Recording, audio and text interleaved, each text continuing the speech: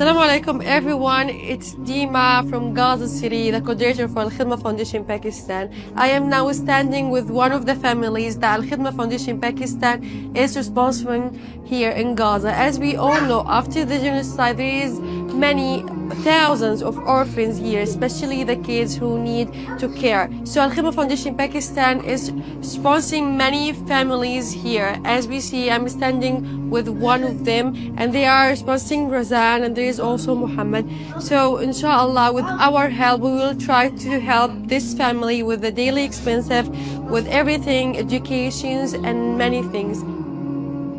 أنا حياة منصور سليمان أبو شحادة، أما أيتام 3 أنفار، بنتين ولد، رزان وحاكم ومحمد. بنشكر خدمة جمعية باكستان.